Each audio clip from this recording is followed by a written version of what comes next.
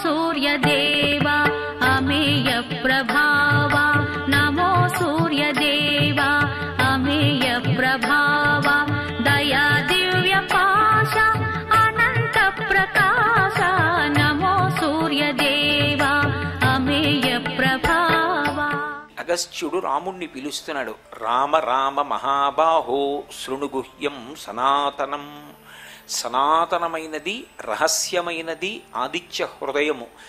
సూర్యునిలో ఉండేటటువంటి అనుగ్రహ శక్తిని ఎందు ప్రవేశించి ఉత్సాహాన్ని పొంది నీ ఎదుట ఉన్నటువంటి లక్ష్యాన్ని ఛేదించడానికి వీలైనటువంటి స్థితిని కల్పించడానికి నీకు ఈ ఉపదేశం చేస్తున్నాను అని రామ రామ మహాబాహో అని పిలుస్తారు. మహాబాహో చేతులు పెద్ద చేతులు కలవాడా అని పిలిచారు. ఎందుకని? రాముని చేతులు ధర్మ సంస్థాపన కొరకు నిలబడి ఉంటాయి. అటువంటి మహానుభావుడైనటువంటి రాముడి చేతుల యొక్క శక్తి ఆ ధనస్సు పట్టుకోవడంలో, బాణాలను విడిచిపెట్టడంలో ప్రచోదనమై అది రావణ వధకు కారణం కావాలి. ఒకసారి పిలవరు రామ అని. రామ రామ మహాబాహో అంటే గురువుగారి యొక్క సంతోషం, ఆ శిష్యుడు గట్టెక్కిపోవడానికి, శిష్యుడు విజయం సాధించడానికి కావలసిన దాన్ని నేను ఉపదేశం చేసేస్తున్నాను. ఇది గురువుకి తాను ఉపాసన చేసేటటువంటి విధానం మీద ముందు తనకి నమ్మకం ఉండాలి. తాను ఒక మాట మాట్లాడాడు అనుకోండి, ఆ మాట్లాడినటువంటి మాట మీద గురువుకి పరమ విశ్వాసం ఉండాలి. నేను మాట్లాడుతున్నది పరమసత్యమే, ఆ నమ్మకంతో మాట్లాడగలగాలి. రెండు, తాను ఒకసారి ఉపదేశం చేసిన తరువాత అది పనిచేస్తుందా పనిచేయదా ఈ అనుమానం గురువుకు ఉండకూడదు.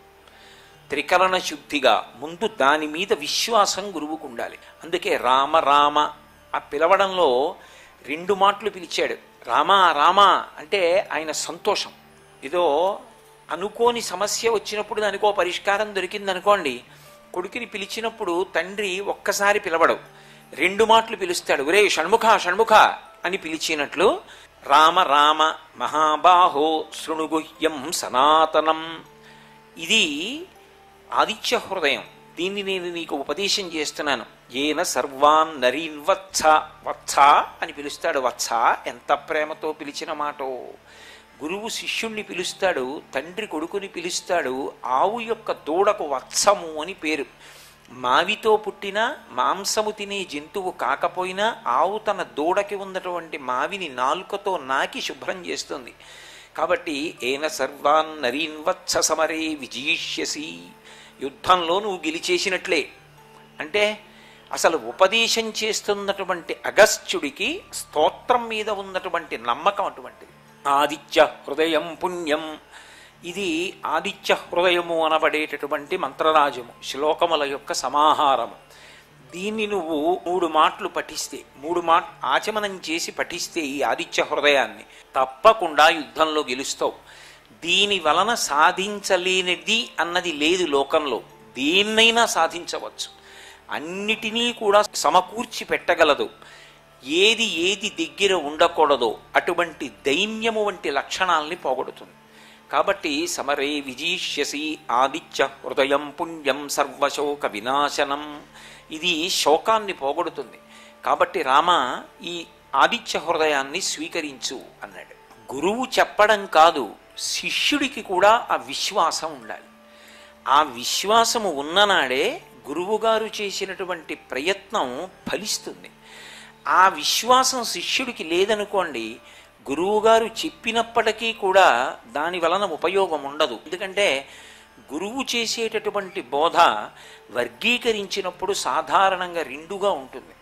ఒకటి, భగవత్ సంబంధమైనటువంటి శక్తిని శిష్యుడు పొంది అభ్యున్నతిని పొందడం కోసమని చెప్పి పారాయణ యోగ్యమైనటువంటి స్తోత్రములను మంత్రములను ఇస్తారు. రెండవది, గురువు యొక్క ఉపదేశం ఉంటుంది.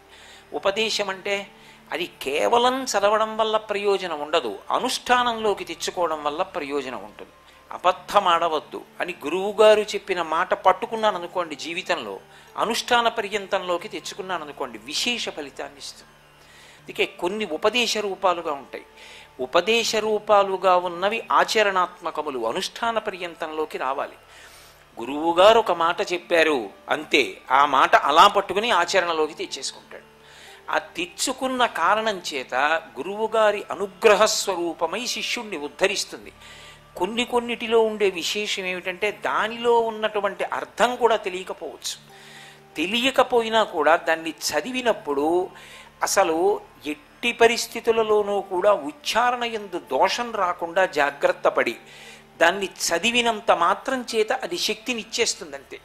అగ్నిహోత్రం ఉందనుకోండి, అగ్నిహోత్రాన్ని నేను తెలియక ముట్టుకున్నానండి అని ముట్టుకున్నాను అనుకోండి, అది కాల్చడం మానేస్తుందా?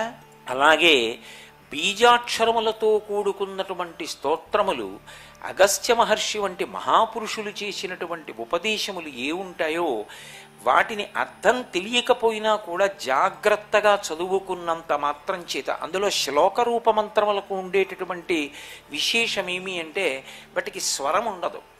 మామూలుగా మంత్రం ఉందనుకోండి, వేదంలో మంత్రం ఉంటే దానికి స్వరం ఉంటుంది. కానీ శ్లోక రూపమైనటువంటి మంత్రాన్ని మీరు ఎంత అందంగా చదవగలిగితే అంత అందం వస్తుంది అంతే దానికి. అలా చదివినటువంటి కారణం చేత అనుగ్రహం వచ్చేస్తుందంతే. అందుకే ఆదిత్య హృదయం యొక్క అర్థం తెలుసుకుని చదివితే మనసు రమించిపోతుంది. దాని చేత విశేషమైనటువంటి ఫలితం. ఒకవేళ అర్థం తెలియకపోయినా ఇబ్బంది ఉండదు. అది చదువుకున్నంత మాత్రం చేత దాని విస్ఫోటన శక్తిని అది ప్రసారం చేసేస్తుంది. బీజాక్షరాన్ని పలికేటప్పుడు నువ్వు దాని అర్థం తెలిసి పలికావా తెలియక పలికావాతో సంబంధం ఉండదు. పలికినంత మాత్రం చేత దాని యొక్క అనుగ్రహం ఉంటుంది. ఉపదేశములు అర్థం చేసుకుని ఆచరణాత్మకం చేసుకోవడం వల్ల ప్రయోజనం ఉంటుంది. కాబట్టి ఇప్పుడు గురువుగారు చేసినటువంటి ఉపదేశం దేని కొరకు? ఉత్తర క్షణంలో అవతల రావణాసురుడు సంహరింపబడడానికి కావలసినటువంటి శక్తి ఏది ఉందో అది సూర్యుడి నుండి రావాలి. కాబట్టి ఇప్పుడు ఆ సూర్య సంబంధమైనటువంటి సమస్త జ్ఞానముతో కలిపి 31 శ్లోకముల సమాహారంగా ఉపదేశం చేస్తున్నాడు. యుద్ధభూమిలో ఉన్నాడు రామచంద్రమూర్తి. యుద్ధభూమిలో ఉన్నాడు కాబట్టి అంత యుద్ధం చేస్తుంటే ఇప్పుడు ఇది అవసరమా, అంత అవసరమా అన్న ఆలోచన అసలు శిష్యుడికి రానేకూడదు. అందుకే ప్రారంభం చేస్తూనే దాని గొప్పతనం ఏమిటో చెప్తూ ప్రారంభం చేశాడు అగస్త్య మహర్షి. రామ రామ మహాబాహో శృణుగుహ్యం సనాతనం ఏన సర్వాన్ నరీన్వత్స సమరే విజయిష్యసి ఆదిత్య హృదయం పుణ్యం సర్వశత్రు వినాశనం జయావహం జపే నిత్యం అక్షయ్యం పరమం శివం. ఇది జయాన్ని తెచ్చిపెడుతుంది. పరమం శివం, ఇది పరమమంగళ స్వరూపమైనది, సమస్త శుభములకు కారణమైనది. అటువంటి ఆదిత్య హృదయాన్ని నీకు ఇస్తున్నాను.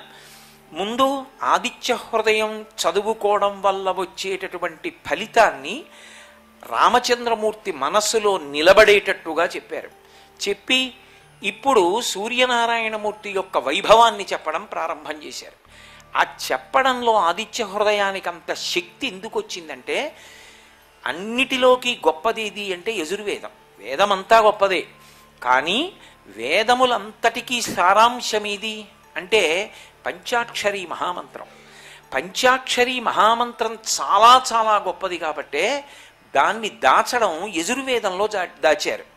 మళ్ళీ యజుర్వేదంలో ఎక్కడ దాచాలి? శ్రీరుద్రంలో దాచారు. శ్రీరుద్రంలో ఎక్కడ దాచాలి? మధ్యలో ఉన్నటువంటి అష్టమానువాకంలో దాచారు. యజుర్వేదాన్ని మధ్యలో పెట్టి వేదత్రయీ కనుక ఇటు ఋగ్వేదాన్ని అటు సామవేదాన్ని కాపు పెట్టారు. మధ్యలో కోట యజుర్వేదం.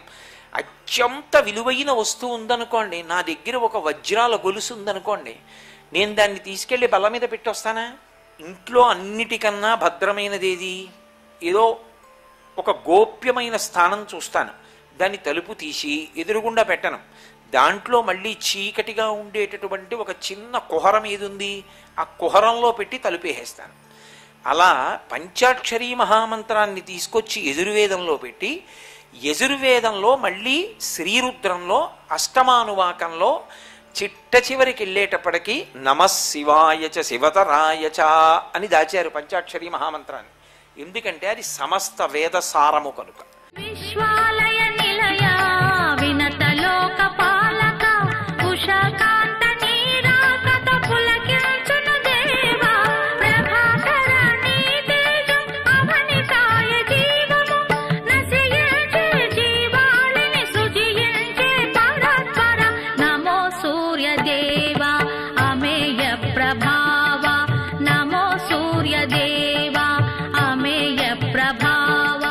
సర్వం శ్రీ ఉమామహేశ్వర పరబ్రహ్మార్పణమస్తు.